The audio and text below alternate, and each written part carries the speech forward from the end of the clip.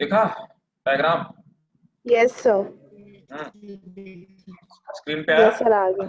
ठीक है, कुछ नहीं करना, बस आपको ये डायग्राम समझना है, आपका पूरी एक्सक्रीशन प्रोसेस आपको समझ में आ जाए। ठीक है, मैं पहले एक्सप्लेन करता हूँ, ठीक है ना। कोई भी अपनी चोंच तब तक नहीं खोलेगा जब तक मैं बता ना दूं, ठीक है। उसके बाद आप अपना पूरा मुंह खोलिएगा और कुछ भी यस बोलिएगा, उससे पहले कोई चोंच नहीं खोलेगा अपनी, सर है? ठीक, ले अभी से सर स्टार्ट। कौन है? तो देखिए सर, खोल दिया। हाँ बोलो बोलो, फेल क्या कह रहे हो? जल्दी बोल भाई। ले, आवाज ही नहीं आ रही तुम्हारी, खास फेल। ले, कुछ नहीं सुनाई दे रहा मुझे। अरे मेरे प्रभु, मुझे कुछ नहीं सुनाई दे रहा, कुछ भी नहीं। नहीं सर, वो पूछने वाला था आप कहाँ से स्टार्ट करने वाले हो? मैं एक्सक्रीशन से स्टार्ट करने वाला हूँ, खास फेल यहीं से। आप स्टार्ट किस साइड से करने वाले हो सर? हेलो इस वाली स्लाइड से स्टार्ट करूंगा ना एक्सक्रीशन प्रोसेस। नहीं सर, वो पूछ रहे किस साइड किस साइड से स्टार्ट करने वाले हो? किस लेफ्ट साइड से स्टार्ट करूंगा? ऊपर या सर सर कंटिन्यू कंटिन्यू। अच्छा चलो, तुम पहले हाँ समझो बात को। ठीक है, देखो अब होता क्या है कि ये हमारा नेफ्रॉन हो गया। आप यहाँ पे देख पा रहे होंगे कि मैंने नेफ्रॉन को दो पार्ट में बनाया है ना। मैं एक बीच में नीचे लाइन खींची हुई है ना। अभी जो लाइन बीच में आ रही है, ठीक है, ये लाइन क्या है ये समझते हैं बात को, है ना।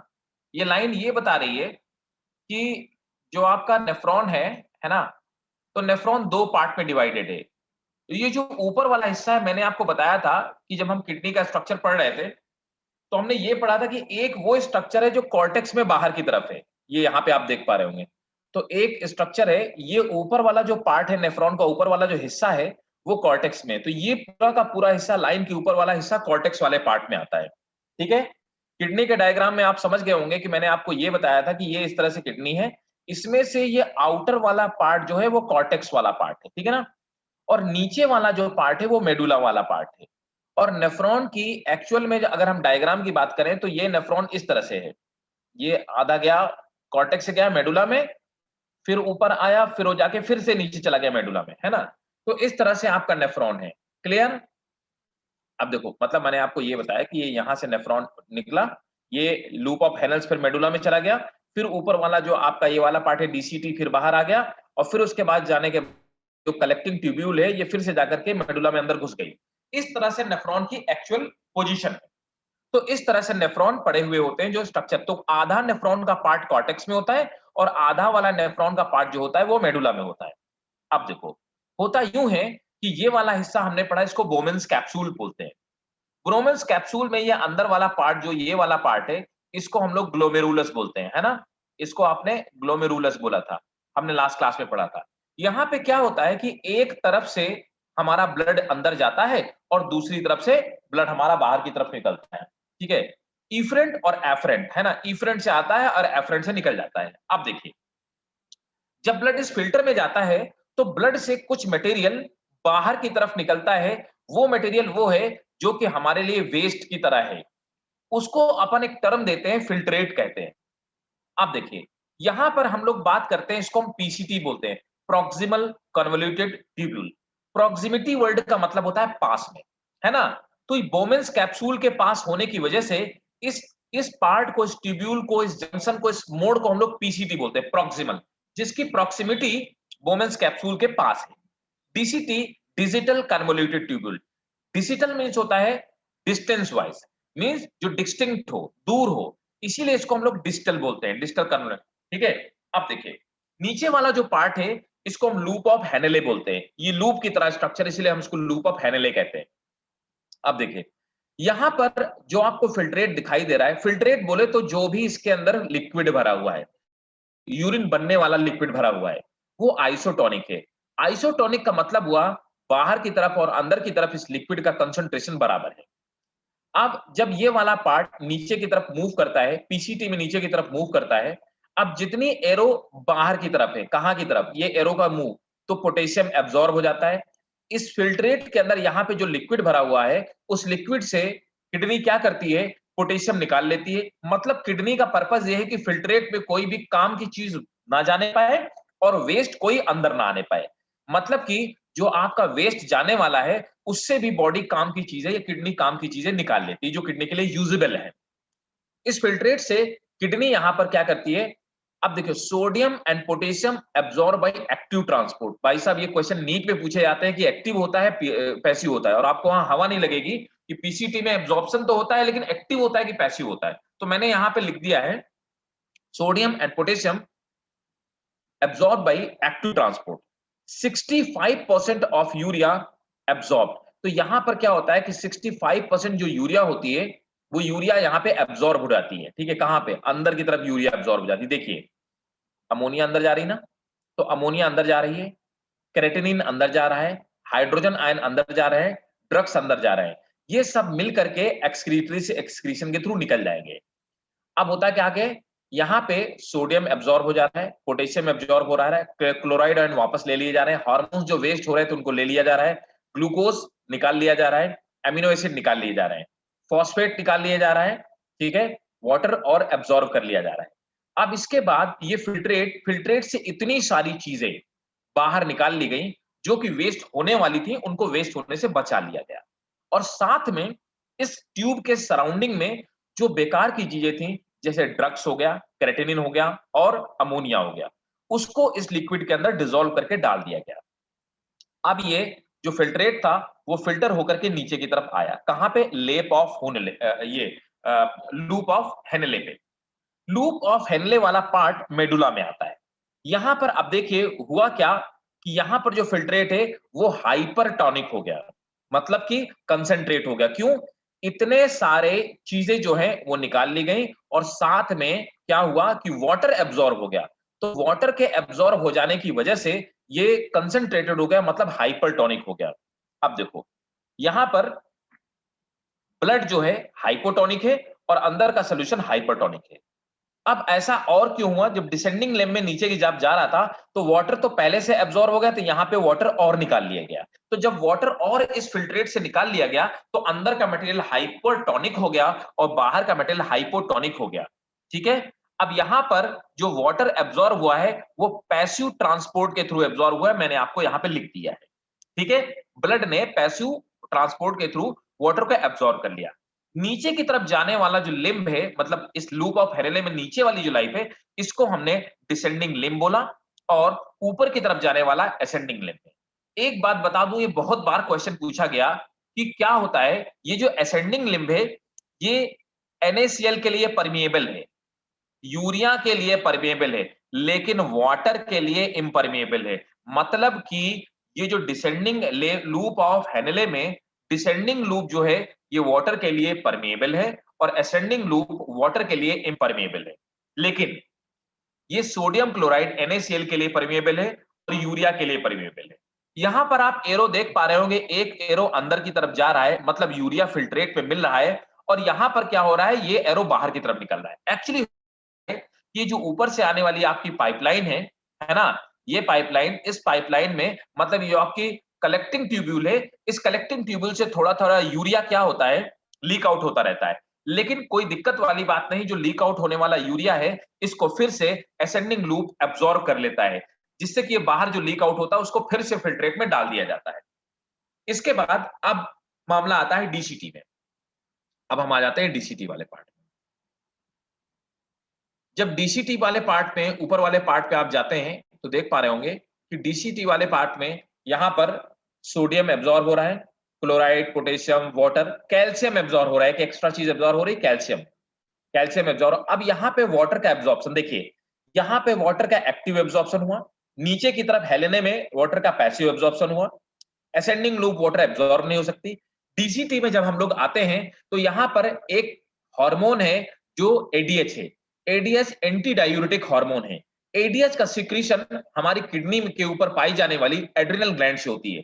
एडीएच की वजह से वाटर यहाँ पे एब्जॉर्ब हो जाता है। ठीक है, तो वाटर का एब्जॉर्प्शन यहाँ एडीएच के इन्फ्लुएंस में होता है। अब आइए यहां तक आते आते सोल्यूशन फिर से बाहर के कंसंट्रेशन के बराबर हो जाता है, मतलब आइसोटोनिक हो जाता है। तो ब्लड का और अंदर फिल्ट्रेट का कंसंट्रेशन इक्वल हो जाता है यहां तक आते आते। अब यहां पे आने के बाद ये सब एब्जॉर्ब हो गया, पोटेशियम आयन अंदर चला गया। अब जो कनेक्टिंग ट्यूब्यूल्स होती है इसके अंदर यहाँ पे फिल्ट्रेट आया। फिल्ट्रेट यहाँ पे आने के बाद सोडियम क्लोराइड और पोटेशियम, पोटेशियम अंदर जाता है, सोडियम और क्लोराइड फिर से एब्जॉर्ब हो जाता है और वाटर भी बाहर की तरफ आ जाता है, मतलब एब्जॉर्ब कर लिया जाता है अंडर द इन्फ्लुएंस ऑफ एल्डिस्टेरोन। यहां पर वाटर, सोडियम और क्लोराइड का जो एब्जॉर्प्शन होता है वो एल्डिस्टेरोन की वजह से होता है। कहां पे? कलेक्टिंग ट्यूब्यूल्स में, राइट। डीसीटी में किसकी वजह से होता है? यहां पे एब्जॉर्ब होता है एडीएच की वजह से। अब यहां पर हम इसे क्या कह सकते हैं? अब हम इसके लिए यूरिन टर्म यूज कर सकते हैं। Now it will be called urine, ठीक है। अब यहां पे यूरिन हम टर्म यूज करते हैं। अब इसके बाद फिल्ट्रेट फिर नीचे आता है, कहां पे आता है? कलेक्टिंग ट्यूब डक्ट में आता है। कलेक्टिंग डक्ट, कलेक्टिंग डक्ट कहां पे? मेडुला वाले पार्ट में। फिर से वही सोडियम, और ये सोडियम यहाँ पे एब्जॉर्ब हो जाता है किसकी इन्फ्लुएंस में? अंडर एल्डिस्टेरोन के इन्फ्लुएंस में। ग्लूकोज एक्टिव ट्रांसपोर्ट के थ्रू एब्जॉर्ब हो जाता है और उसके बाद यूरिन बाहर की तरफ निकल जाता है बॉडी से। सो यहाँ पे इन पार्ट में इन चीजों का एब्जॉर्प्शन होता है। यहाँ पे हार्मोन्स का जो रोल प्ले होता है, एक एडीएच रोल प्ले कर रहा है, एल्डिस्टेरोन रोल प्ले कर रहा है यहाँ पर, और यहाँ पे भी एल्डिस्टेरोन रोल प्ले कर रहा है। तो दो हार्मोन के इन्फ्लुएंस में भी वाटर का एब्जॉर्प्शन होता है। अब बताओ, आप कहीं पे डाउट तो पूछो। सर बोलिए भाई। सर हाँ बताओ। सर वो हाइपोटोनिक सॉल्यूशन में लो कंसंट्रेशन सॉल्यूट होता है ना? हाँ, हाइपोटोनिक में लो कंसंट्रेशन सॉल्यूट होगा। तो hypo means dilute, hyper means concentrated. Sir तो फिर ब्लड से उसके अंदर नहीं जाना चाहिए था, लूप ऑफ हेनरी के अंदर? कहाँ से? ब्लड से हाइपोटोनिक से हाइपरटोनिक में नहीं जाना चाहिए था वो? किसकी बात करो? ब्लड से लूप ऑफ हेनले में डिसेंडिंग लूप, डिसेंडिंग में सर, लूप ऑफ हेनले में किसकी बात डिसेंडिंग करो? सर। डिसेंडिंग लूप में क्या हो रहा है? सर वो हाइपोटोनिक से हाइपरटोनिक में नहीं जाना चाहिए था। तो यही तो देखो ना, यहाँ पर क्या है?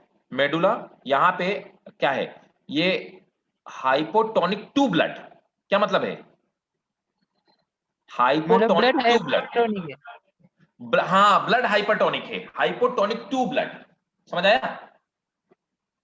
मेडुला कैसी है? सर मेडुला के मतलब सामने सर वो लूप ऑफ हेनरी में हाइपोटोनिक है और ब्लड हाइपरटोनिक है। हाँ राइट, किसके कंपैरिजन में?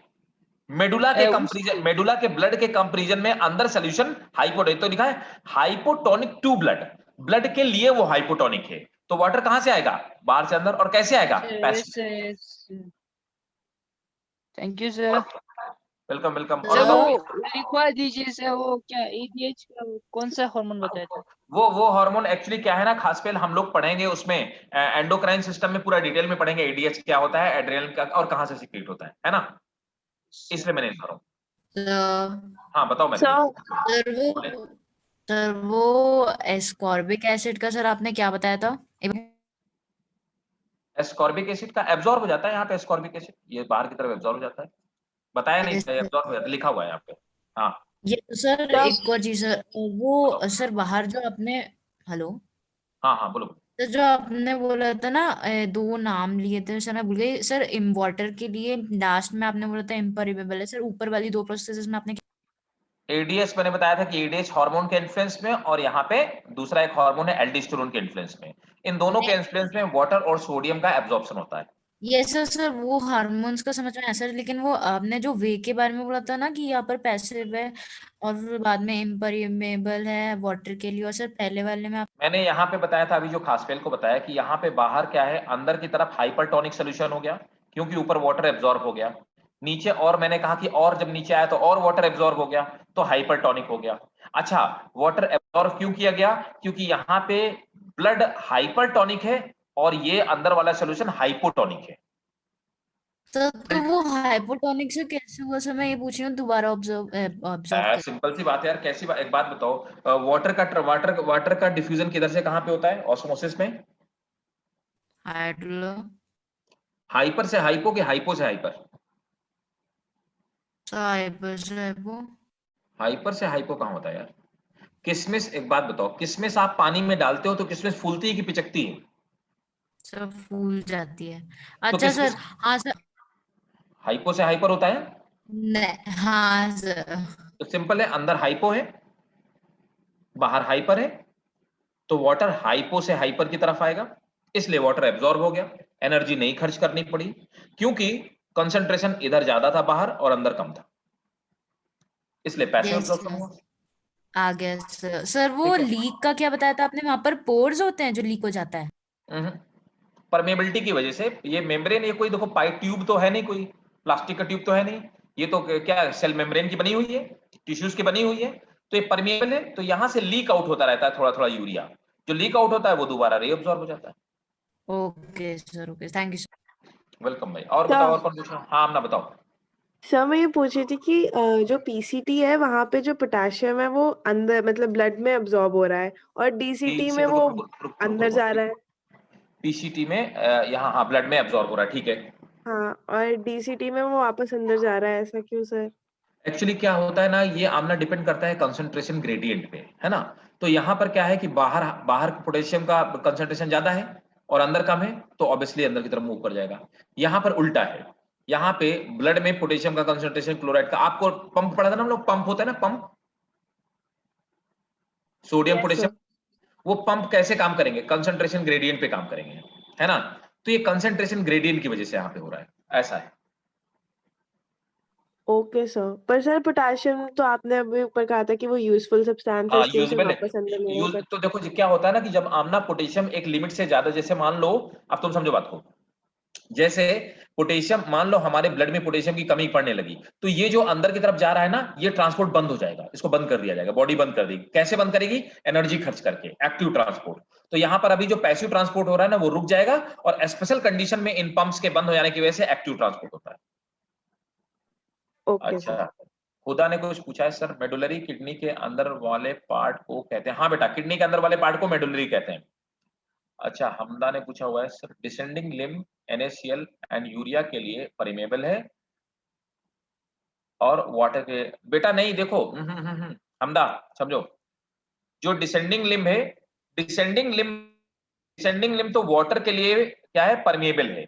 जो असेंडिंग लिम्ब है, असेंडिंग ऊपर की तरफ चढ़ने वाला असेंडिंग लिम्ब, ये असेंडिंग लिम्ब देखो यहाँ पे ये वाला ना ऊपर की तरफ, जो इसको हम असेंडिंग लिम्ब बोलते हैं, लिखा हुआ ये असेंडिंग लिम्ब। असेंडिंग लिम्ब क्या है?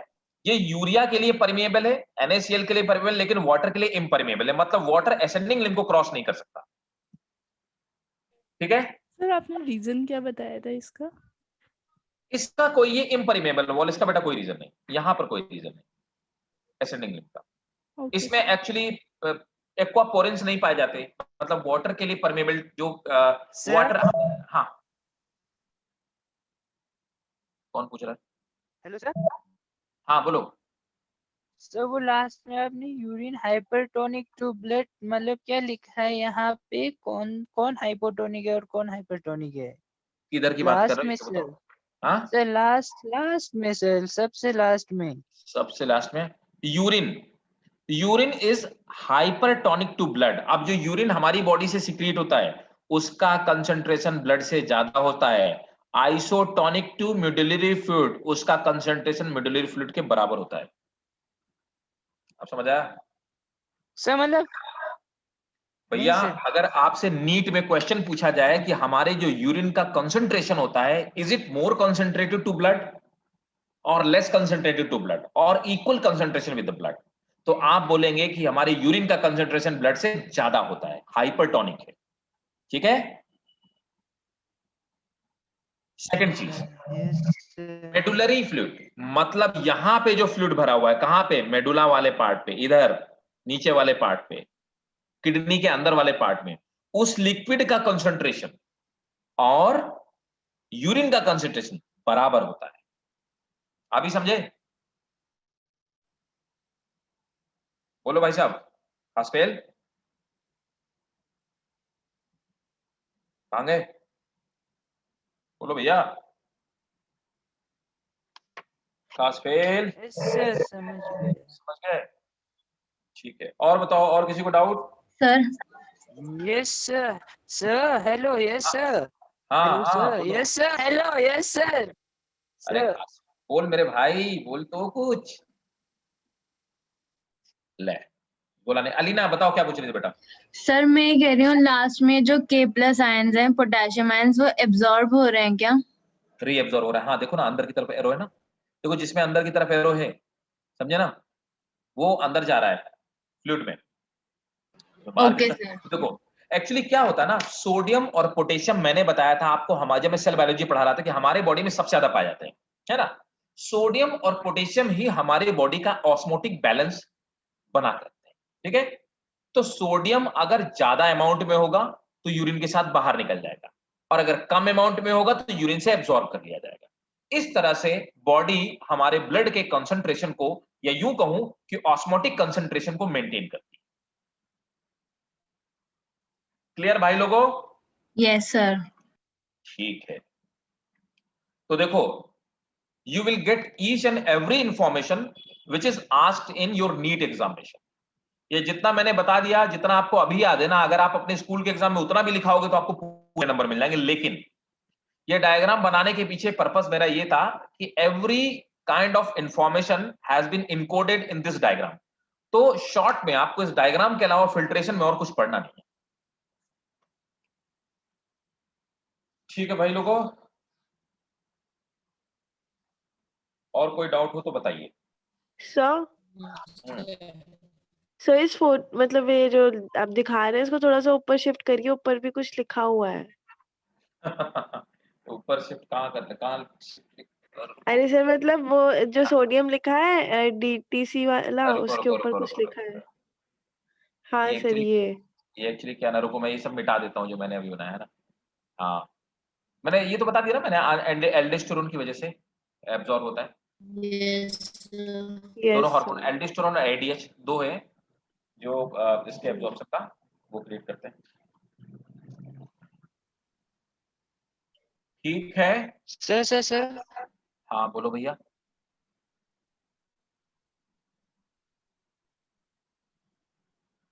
बोलोगे कुछ खास फेल? ले सर सर सर कह के बंद हो गया है? बोलेगा नहीं है, कुछ नहीं सुनाई दिया मुझे, कुछ भी नहीं सुनाई दिया खास फेल। अरे मालिक कुछ बोलोगे? आवाज आ रही है सर? आवाज कहाँ आ रही तुम्हारी? हेलो अरे भैया तुम हमको मैसेज कर दो मेरे भाई, है ना।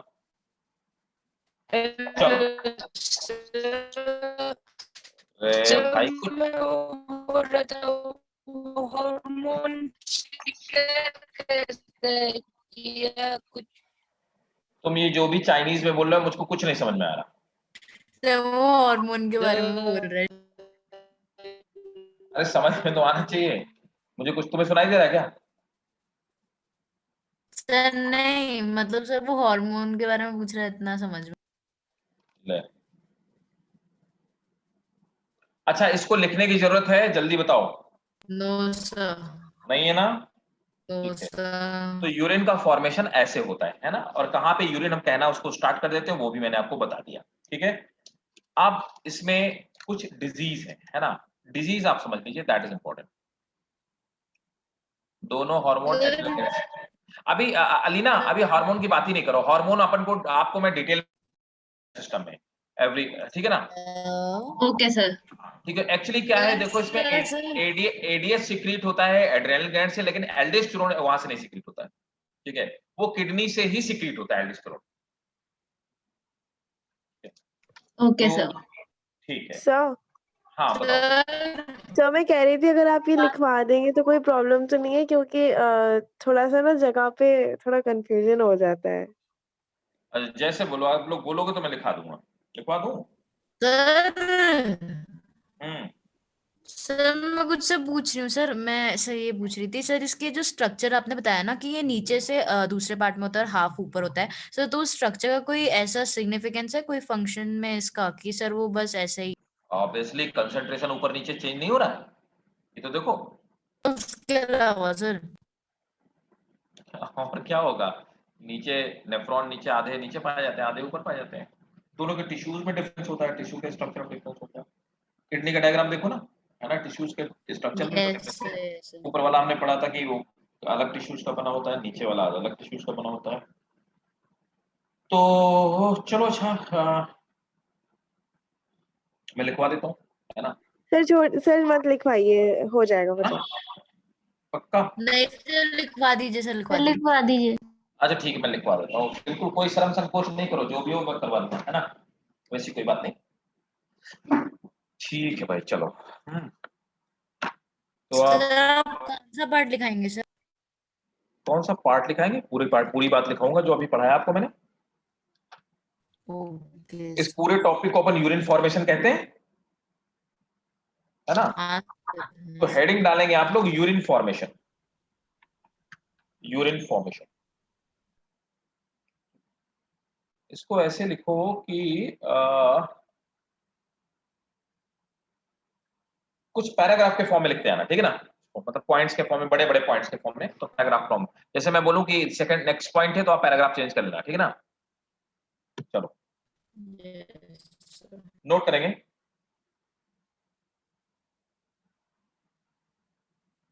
On an average, on an average, अच्छा डायग्राम हटा दूं क्या? बोर्ड निकाल, बोर्ड बोर्ड ओपन कर दूं, है ना। हाँ सर, हटा दो। डायग्राम सबको क्लियर हो गया, है ना।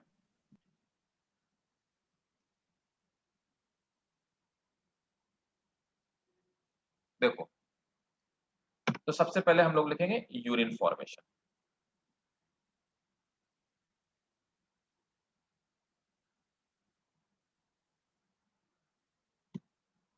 On an average, 1100 to 1200 ml of blood, ml of blood is filtered by kidneys, is filtered by kidneys per minute, is filtered by kidneys per minute, full stop। मतलब कि जो ग्लोमेरुलस से filter होके blood चला जा रहा है, तो कुल मिलाकर के दोनों किडनी मिलकर के 1100 से 1200 ml ब्लड फिल्टर कर देती हैं पर minute. The glomerular filtrate, glomerular filtrate कौन? जो हमारे बोमन कैप्सूल से, बोमन कैप्सूल में अंदर चला गया। मैंने बोला ना, बार बार हम इसके लिए टर्म यूज करेंगे फिल्ट्रेट। जब तक यूरिन नहीं बन जाता तब तक हम इसको यूरिन नहीं कहते, इसको फिल्ट्रेट बोलते हैं। तो यहाँ की बात की रहे, अंदर वाले पार्ट की बात की रही। तो glomerular filtrate, glomerular filtrate contain, glomerular filtrate contain large amount of water, large amount of water and other dissolved substance, and other dissolved substance like urea, uric acid, comma uric acid, urea, uric acid, creatinine, creatinine, sir repeat कर दीजिए please. glomerular filtrate contain large amount of water, large amount of water and other dissolved substance like urea, uric acid, creatinine, creatinine, amino acid,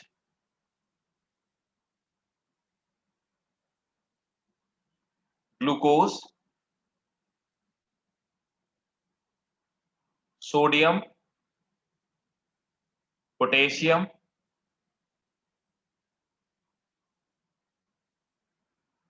vitamins, etc.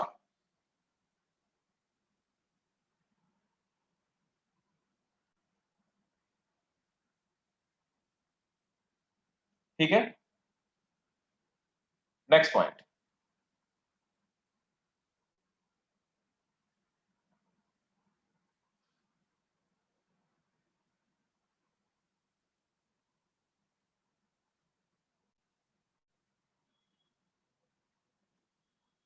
PCT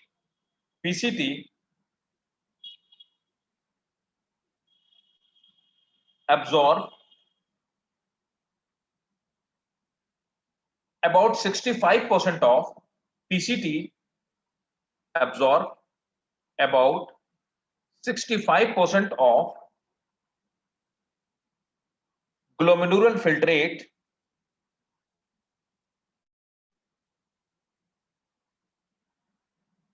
before it reaches to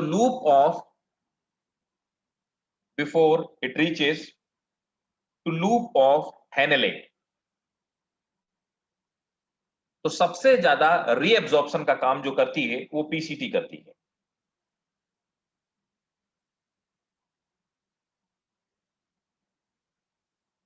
sodium and potassium are reabsorbed primarily by active transport. Full stop.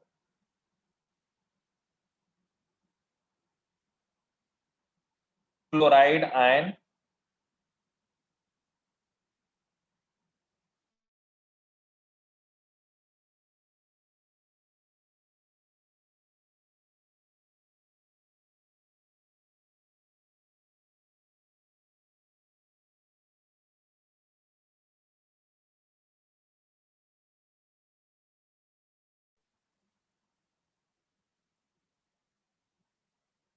filtrate is in PCT. Sir आपने उसे chloride ion के हाँ। बारे में chloride ion के बाद बता दो. किसके बाद? Chloride ion. Chloride ion. ठीक है. Chloride ion and other solute are reabsorbed by diffusion. Full stop. In PCT, filtrate is isotonic to blood plasma. Paragraph change करें. The filtrate is मतलब is isotonic to blood plasma. Change paragraph.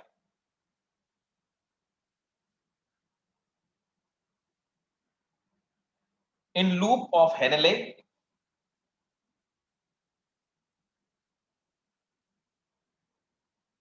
descending limb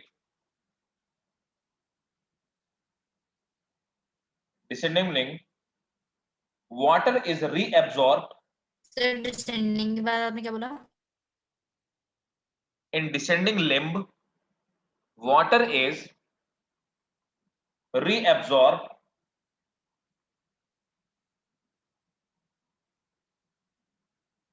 by this way.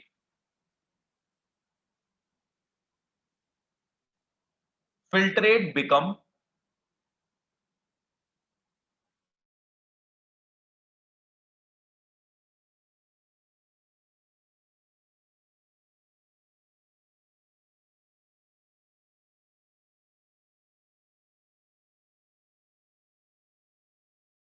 Sir, sir Ascending filtrate limb. Become के बाद Filtrate become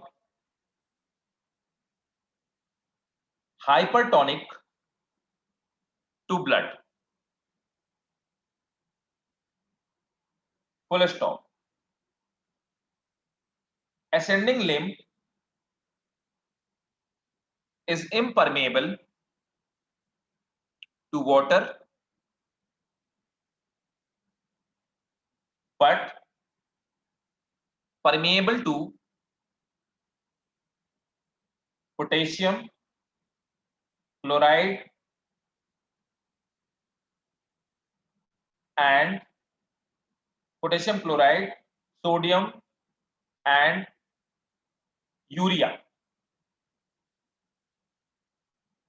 Sir, permeable to Permeable to potassium,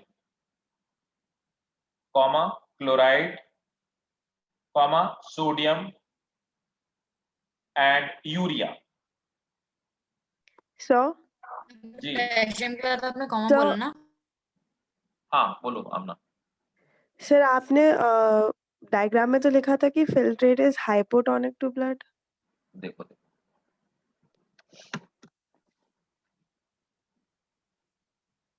तो वही तो लिखा ना, तो फिल्ट्रेट हाइपर हमने सर हाइपरटोनिक लिखा है। हाइपरटोनिक लिखवाया है। किसमें? अभी आपने लिखवाया ना filtrate becomes hypertonic to blood. रुको रुको रुको एंड डिसेंडिंग लिम्ब। एक मिनट मैं पढ़ूंगा।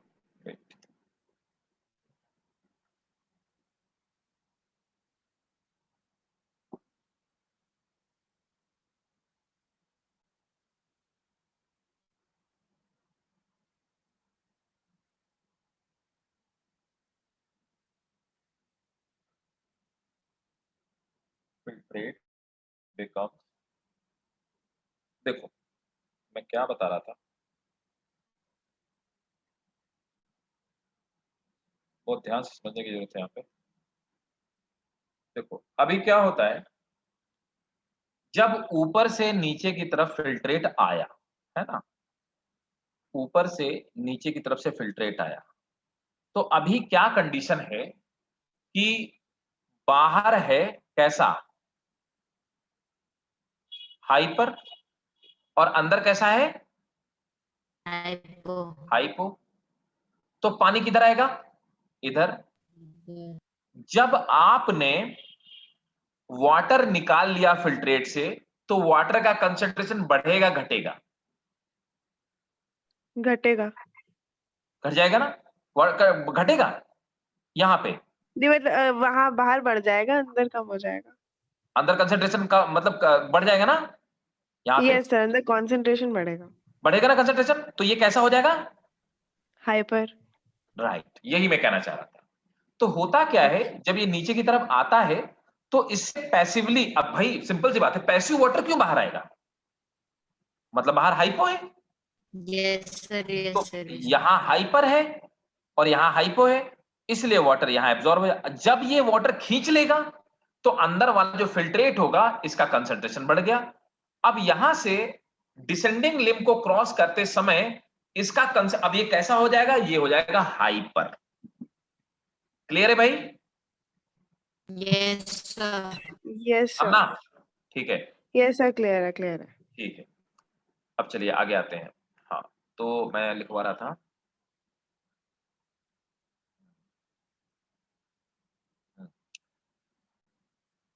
हाँ तो हम यहाँ पे थे potassium chloride, sodium and urea.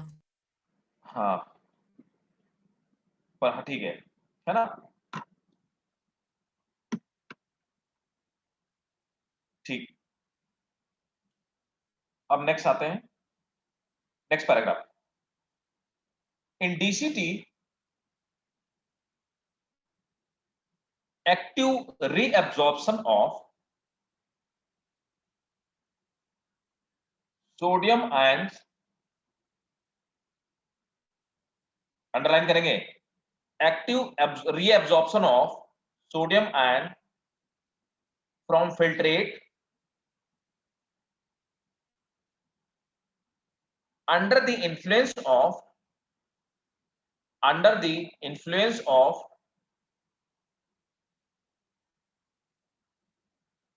aldosterone, under influence of aldosterone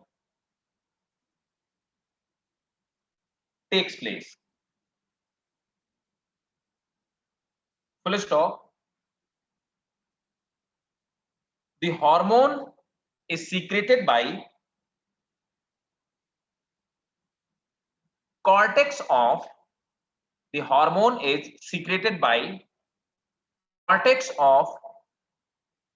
adrenal gland. Full stop. chloride ion are reabsorbed in DCT, full stop. Sir इसके में आपने लिखेंगे reabsorb की बात क्या in DCT,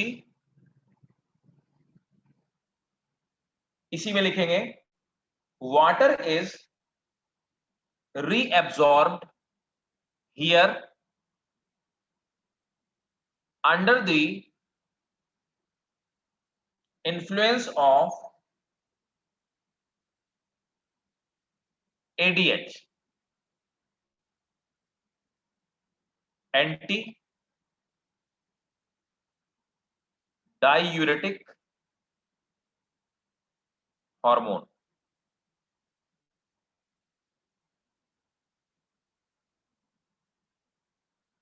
Full stop. ADH is secreted by pituitary.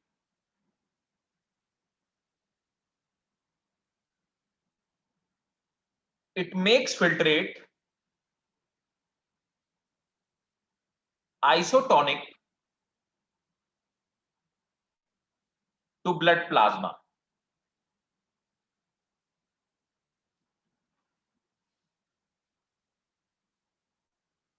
Next point. Next point लिखेंगे, point अगला है in collecting duct. Sir So हाँ सर इस पॉइंट के शुरू में आपने क्या बोला था? In DCT active reabsorption of sodium and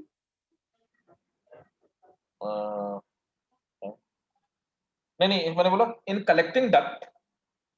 In collecting sir duct. इसमें नहीं, पिछले पॉइंट पिछले पॉइंट में बोला कि it makes filtrate isotonic to blood plasma. ये लिखा था, आखिरी पॉइंट था it makes blood isotonic to blood plasma.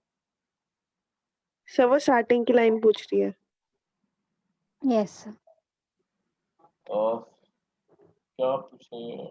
In DCT sir fourth point के शुरू में in DCT In DCT, yes in DCT, active absorption of sodium from filtrate takes place. Sir sodium के बाद Sodium take place under the influence of process से aldosterone. समझ आ रहा है। Yes sir sir उसके बाद है। इसके बाद और आगे? नो नो सर उसके बाद है बस। अच्छा ठीक है। नेक्स्ट पॉइंट है in collecting duct. In collecting duct, sodium is reabsorbed under the sodium is reabsorbed under the influence of aldosterone. Full stop. Next point underline करेंगे, इसी में है। The filtrate is now called urine.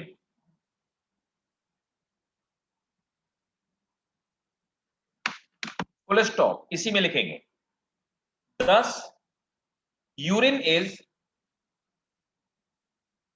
hypertonic to blood and isotonic to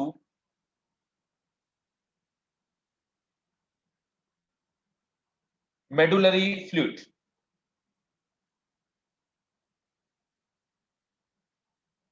इसी में लिखेंगे some substance medullary fluid, medullary fluid, full stop. Some substances like glucose and amino acid are reabsorbed actively into blood by active transport.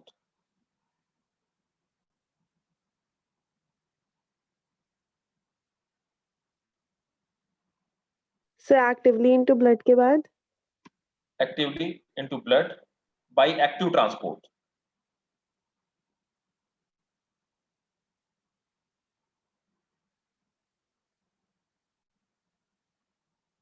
ठीक है ना, इसीलिए वो urine में नहीं निकलते, और अगर ये यूरिन में निकल रहे होते तो समझ जाते हैं कोई ना कोई डिजीज हो गई। ठीक है भाई।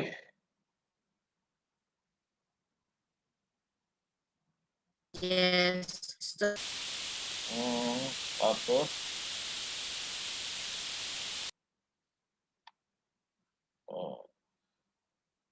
एक चीज और लिख लो, जब लिख ही लिया इसको, है ना, मिक्चुरेशन।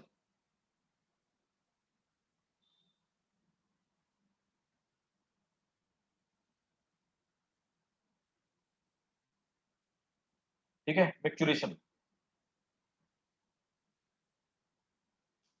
तो नोट करेंगे, the expulsion of urine, the expulsion of urine from urinary bladder is called sir फिर से रिपीट कर दीजिए। the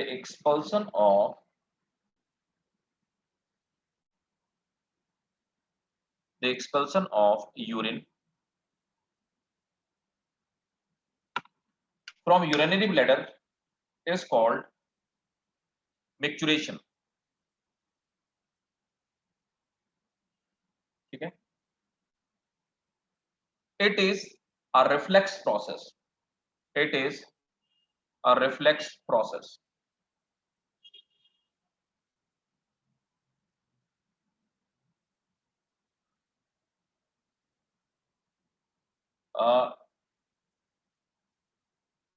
ठीक है, but in adult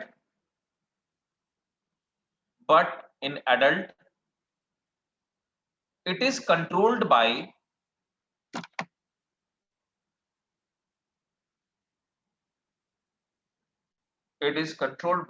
voluntary action up to some extent। Sir voluntary action. हाँ, up to some extent।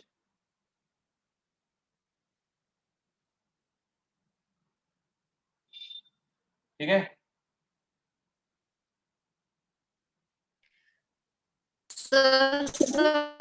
हाँ क्या हुआ?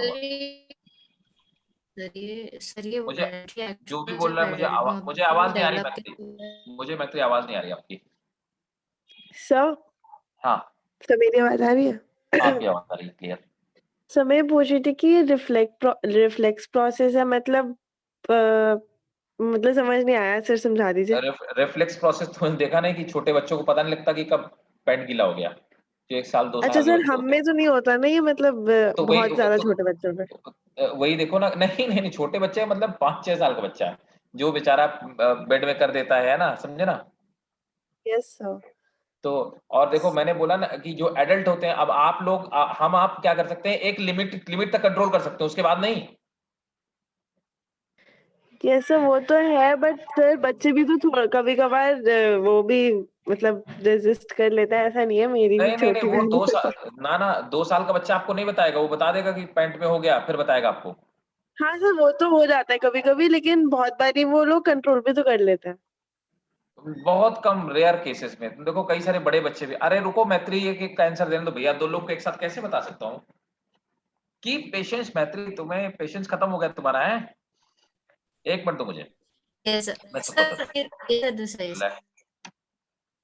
एक एक करके देखो, मैं एक आदमी को एक बार में ही बता सकता हूँ ना। रुको 1 मिनट तुम लोग। हाँ तो मैं क्या कह रहा था, तो मुझे लगा कि मेरे मैसेज नहीं पहुंच रहे हैं। मेरी बात समझो, अरे मुझे कुछ नहीं सुनाई दे रहा भैया, रुको मैं बता रहा हूँ। वॉलंटरी एक्शन कैसे डेवलप होता है, सर हमारी आवाज बॉडी, नहीं आ रही अब आपकी। मेरी आवाज नहीं आ रही। हाँ सर, हाँ बोलिए, अब आ रही है। मैं ये कह रहा हूं कि हमारे ब्रेन का डेवलपमेंट धीरे धीरे होता है ना। तो हमारे ब्रेन का डेवलपमेंट जब धीरे धीरे होता है, छोटे बच्चों में ब्रेन का डेवलपमेंट कंप्लीटली नहीं होता है, ना ही उनकी मसल्स का डेवलपमेंट कंप्लीटली होता है।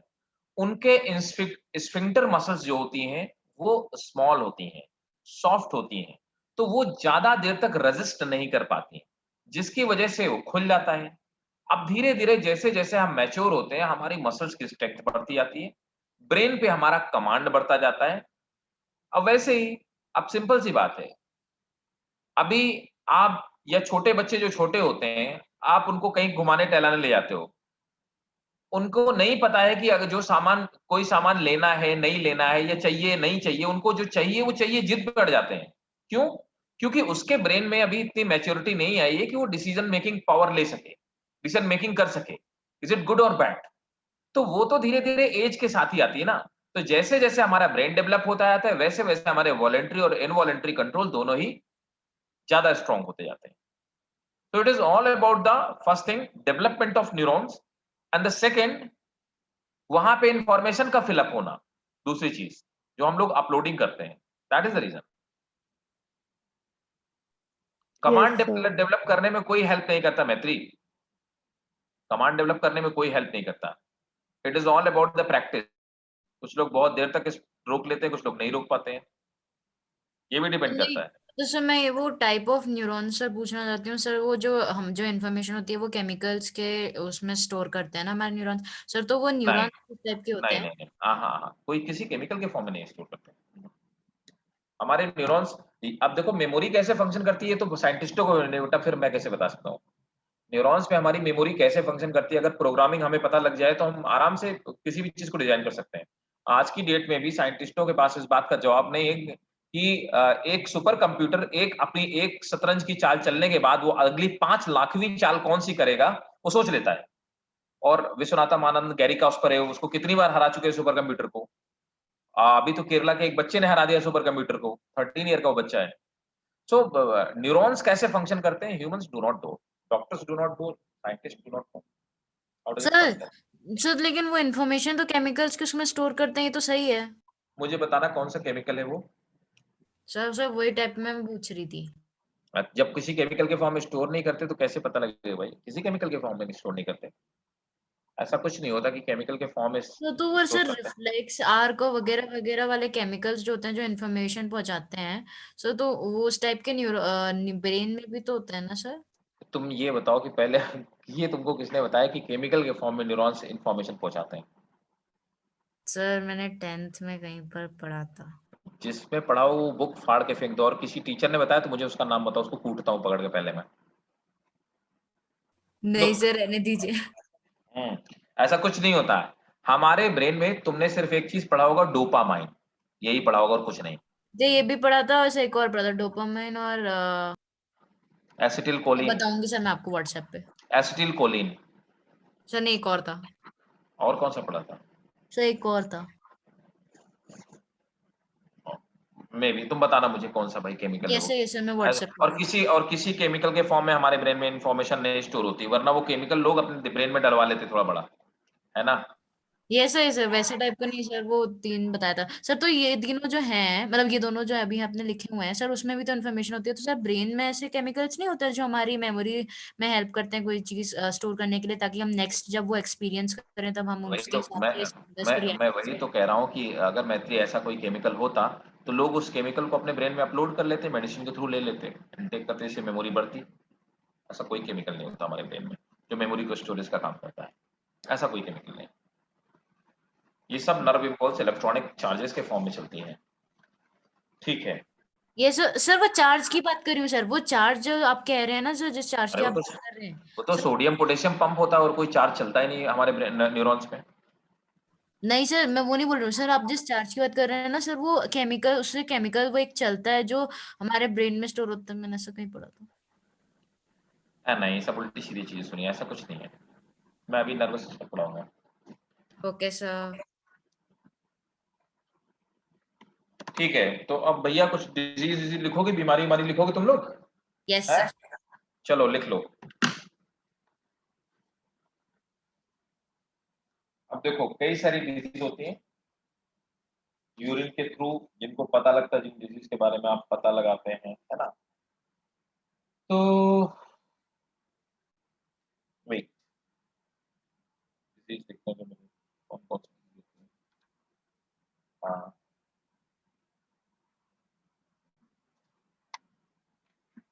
नोट करें एबनॉर्मल यूरिन कंडीशंस है ना या डिसऑर्डर्स।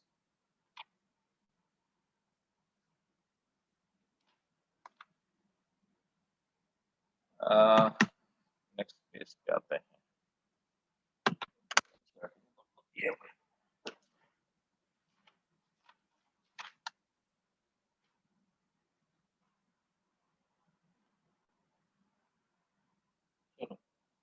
नोट करो, सबसे पहला है एल्ब्यूमिनुरिया। तो फर्स्ट इज एल्ब्यूमिनुरिया।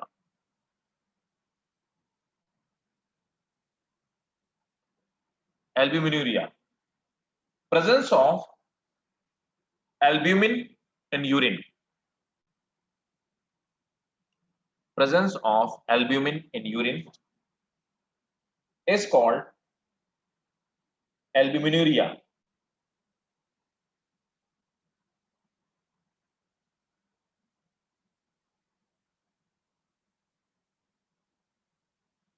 ठीक है, what is albumin?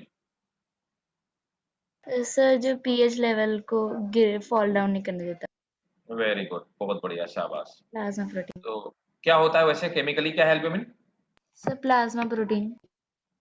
हाँ, कहाँ पाया जाता है और कोई एग्जांपल है इसका एल्ब्यूमिन का? गुड गुड, शाबाश, तुम्हें याद है। इस तरह की चीजें मैं सुन के खुश हो जाता हूँ, दिल मेरा खुश हो जाता है। ऐसे रिस्पॉन्स जब आते हैं आई फील प्लेजर। जो आप क्विक रिस्पॉन्स करते हो ऐसे याद रखो।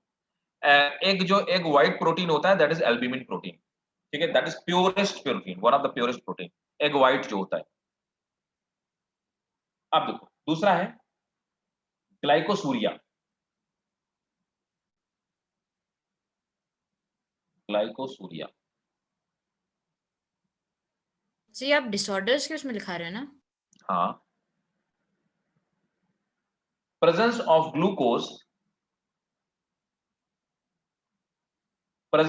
glucose in urine is called sir हाँ, सर आपने एल्ब्यूमिन मिनेरिया में भी कुछ लिखवाया था क्या, क्योंकि सुनाई नहीं दिया था। अच्छा, एल्ब्यूमिनुरिया मैंने बताया था कि presence of albumin in urine. अच्छा ठीक है। Presence of albumin in urine is called albuminuria. ठीक है, ग्लाइकोसूरिया है presence of glucose in urine. presence of glucose in urine is called glycosuria.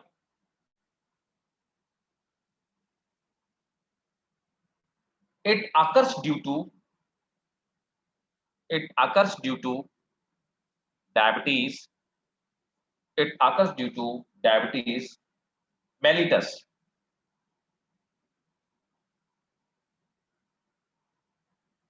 It occurs due to diabetes mellitus.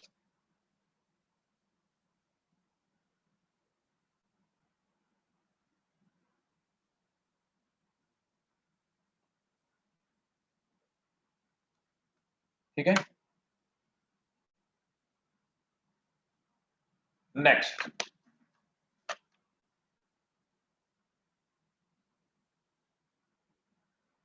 मतलब जिसको आप diabetes बोलते हैं। हाँ सर वो मुझे याद आ गया सर, वो हिस्टामाइन था, डोपामाइन था, सेरोटोनिन से ये सारे जो केमिकल्स थे वो स्टोर थे। हिस्टामाइन भैया न्यूरॉन्स को इन्फ्लुएंस नहीं करता। हिस्टामाइन एक प्रोटीनेशियस कंपाउंड है, ये रिलीज होता है हमारी बॉडी के अंदर पाई जाने वाली सेल में। It is responsible for allergy. बाकी मैंने डोपामाइन तुम्हें बताया। डोपामाइन जो केमिकल होता है, आप गांजा पियोगे तो आपके ब्रेन से निकलेगा और आपको अच्छा फील होगा। इसलिए गंजेड़ी लोग जो होते हैं वो अच्छा फील करते हैं, बीट पीने वाले। इसीलिए जो यूथ वीड पीते हैं वो इसीलिए पीते हैं। ठीक है, जब आप खुश होते हो तो आपकी बॉडी से नेचुरली रिलीज होता है ना। तो ऐसा कोई ये केमिकल कोऑर्डिनेशन है। ऐसे केमिकल जो हमारे न्यूरॉन्स को कंट्रोल करते हैं, they are called chemical coordination. इसी तरह से जब आप डर जाते हो तो आपके एड्रिनल ग्लैंड से एड्रेनल निकलता है, एड्रेनल हार्मोन, वो हमारे न्यूरॉन्स को कंट्रोल करता है, सर फियर फैक्टर को कंट्रोल करता सर तो एक चीज सर बात बताइए सर, आप जब हमको सर वो जो बोला जाता है कि एक बार अगर हमने फर्स्ट टाइम जो एक्सपीरियंस किया वो तो ठीक है, लेकिन सर जब हम सेकंड टाइम कुछ एक्सपीरियंस करते हैं तो वो इन्फॉर्मेशन ऑलरेडी हमारे ब्रेन में स्टोर होती है सर, तो वो ब्रेन में स्टोर होती किस फॉर्म में है? है। वो हमारे सेरिबेलम में न्यूरॉन्स में स्टोर होती है, और किस फॉर्म में स्टोर होती है किसी को नहीं पता है। मैं वही तो आपसे बोल रहा था कि अगर हमें ये पता लग जाएगा तो हम मेमोरी पे कंट्रोल नहीं कर लेंगे क्या? सर न्यूरॉन्स में सर केमिकल्स के अलावा और कुछ स्टोर हो सकता है, जैसे कि इम्पल्सेस, ब्रेन कैसे फंक्शन करता है किसी को, अगर ये बात आपको पता लग जाए तो जितने बुद्धू बच्चे हैं उन सब लगा दें, सब बुद्धिमान हो जाएंगे, इंटेलिजेंट हो जाएंगे। आप खुद ही देखो। सर ऐसा भी तो हो सकता है ना कि वो सिर्फ सेल्फ डेवलप्ड और सिर्फ एक ही के बॉडी में काम करता हो उसके जीन्स के हिसाब से। ऐसा नहीं होता, तुम कैसी कैसी बातें करती हो, साइंस फिक्शन पे बात करने लगती हो तुम। नहीं सर मैं गलती से हो गया था वो सर, मैं सर यही बोल रही थी सर, हिस्टामाइन याद आ गया। हिस्टामाइन, हिस्टामाइन तो वो है जो क्या बोलते हैं हमारे एलर्जेंट कॉज करता है ना। तो डोपामाइन, तो मैंने ये केमिकल कोऑर्डिनेशन देखा, ऐसा कोई केमिकल नहीं है जिसके फॉर्म में इंफॉर्मेशन डोपामाइन स्टोर हो। कब सीक्रेट होता है? डोपामाइन ये सीक्रेट होता है जब आप बहुत खुश होते हो, तो नेचुरली सीक्रेट होता है। और नॉर्मली क्या होता है, जो लोग गांजा मारते हैं ना, गांजा पीते हैं, है ना, वीड जिसको बोलते हो, है ना, वीड पीने वाले को, जब आदमी वीड पीता है तो अपने आप ब्रेन से निकलने लगता है, इसीलिए उसको बहुत प्लेजर फील होता है सर ना। तो ये डोपामाइन ब्रेन से ही निकलता है सर, अगर ये बंद हो जाए तो? तो आपको अच्छा नहीं बिल्कुल फील हो, जो मनहूस टाइप के लोग होते हैं उनको नहीं रिलीज होता है। यस उनको सर, कभी यस आपने समझ गई सर। हंसते नहीं देखा होगा, उनके डोपामाइन नहीं, जिनका कुछ लोग हमेशा हंसते ही रहते हैं उनके बॉडी से डोपामाइन बहुत रिलीज होता है। डिपेंड करता है person to person. Yes sir समझ गई, थैंक यू सर। वेलकम। तो हाँ, मैं क्या बता रहा था, sir it happens due to diabetes. Haematuria है ना,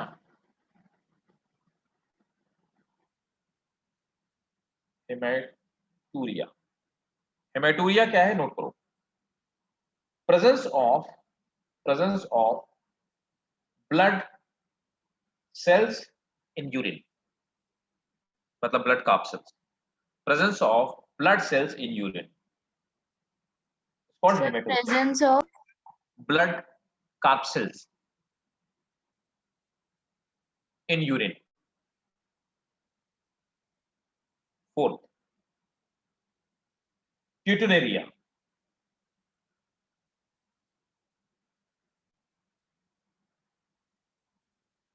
Presence of high amount of ketone body. Presence of high amount of ketone body in urine is called cutunaria.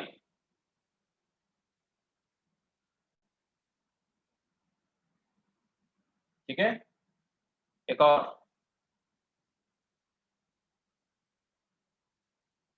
पायूरिया। Presence of WBC or pus in urine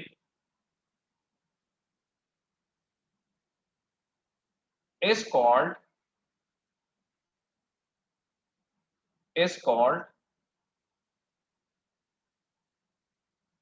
pyuria. Diabetes insipidus.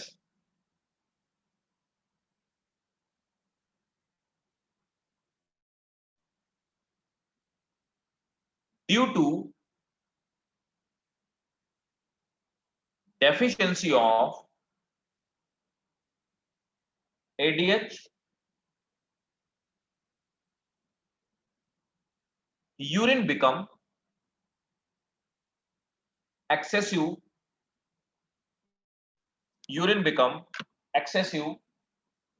dilute, urine become excessive, dilute. This is called diabetes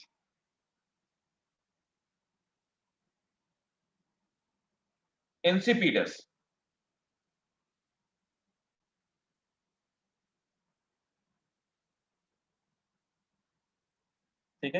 sir हाँ, ये excessive dilute का क्या मतलब है? मतलब से कौन सा स्टेट लिक्विड कौन सा? स्टेट क्या हुआ सर? एक्सेसिव डाइल्यूट मतलब फिर भी लिक्विड हुआ ना? अल्ट्रा हाइपोटोनिक, अच्छा अच्छा ठीक है sir. Renal कैल्कुलाई,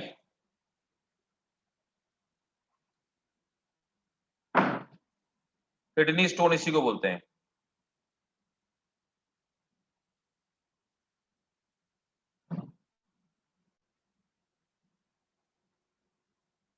insoluble mass of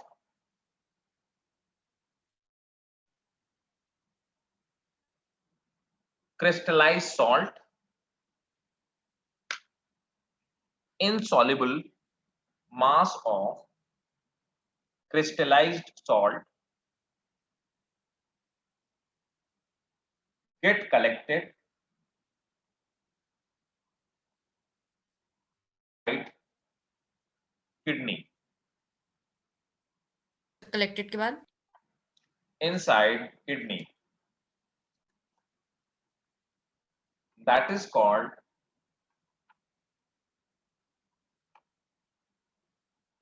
renal calculi or kidney stone।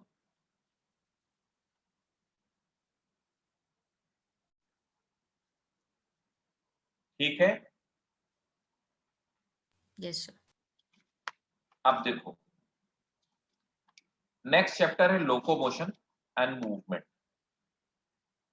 इसमें बहुत ज्यादा जान नहीं है, इस चैप्टर में जो समझने लायक बात है वो सबसे ज्यादा इंपॉर्टेंट है, स्लाइडिंग फिलामेंट थ्योरी। सर वो जो आपने अभी एल्ब्यूमिनिया लिखाया था उसमें एल्ब्यूमिन कहाँ से आया था यूरिन? एल्बुमिन वही हमारा ब्लड में तो यूरिन एल्बुमिन मौजूद है ना? यस सर है। वो फिल्ट्रेट हो, वो एमिनो एसिड आ रहा है, एल्ब्यूमिन आ रहा है ब्लड से, है ना? यस तो उसको क्या ना फिल्टर करके वो रीअब्सॉर्ब नहीं हो पा रहा, वो लीक आउट हो जा रहा है ना? ओके तो बंदे को एल्ब्यूमिनेरिया हो जाएगा। सर। और ऐसे ही रेड ब्लड कार्पेसल्स भी होते हाँ, ऐसे ही होता है। डब्ल्यूबीसी आपने देखा होगा, जो यूरिन रिपोर्ट आती है ना? यस उसमें काउंट लिखा होता है कि पस सेल्स कितनी और रेंज दिखा होता है कि नॉर्मली इतनी तो होंगी ही होंगी, लेकिन उस रेंज से जैसे आप आगे बढ़ते हो तो डॉक्टर बता देता है कि इस बंदे को ये बीमारी है। ओके ठीक है, अब देखो जो नेक्स्ट चैप्टर हमारा लोकोमोशन है ना, उस लोकोमोशन वाले पार्ट में एक तो बोन्स के स्ट्रक्चर है, वो तो याद करने, उसमें कुछ खास नहीं है, मैं आपको समझा दूंगा। लेकिन जो थोड़ा सा दिमाग लगा के समझने वाली बात है वो है हमारा स्लाइडिंग फिलामेंट थ्योरी। ठीक है, वो मैं आपको समझाऊंगा। फिर इसके बाद जो बड़ा चैप्टर वो एक ही है, केमिकल कोऑर्डिनेशन, जो लास्ट है आई थिंक, है ना? लास्ट चैप्टर होगा सर वो मॉर्फोलॉजी ऑफ प्लांट और वगैरह वगैरह वो हमने नहीं किया। भैया, सब कराऊंगा लेकिन एक एक करके कराऊंगा ना। यस अब सर कुछ सर वो सीक्वेंस पूछ रही थी मैं कुछ कहने वाला हूँ, सुनो। मैं ये कह रहा था कि एक क्लास होती है 12:30 टू 2 o'clock, ये क्लास होती है मंडे, वेंसडे और थर्सडे। इस क्लास में मैंने स्टार्ट किया है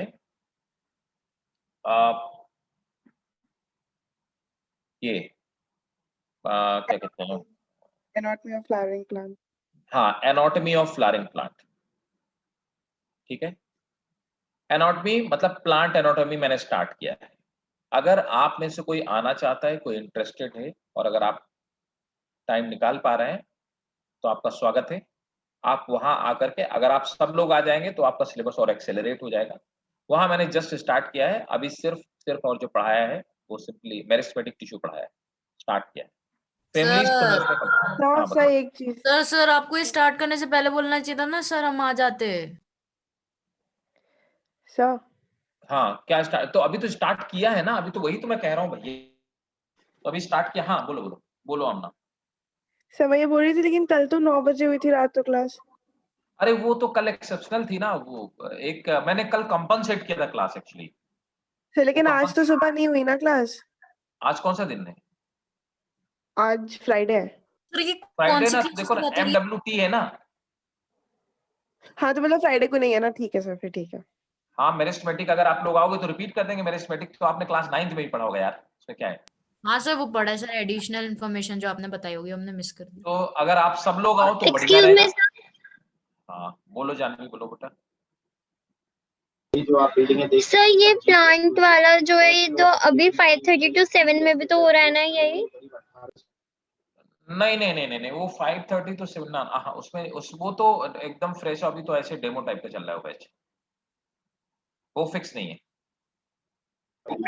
सर उसमें क्या कौन से होंगे, शुरू से सारे चैप्टर्स होंगे उसमें? हाँ, सारे चैप्टर वैसे होंगे।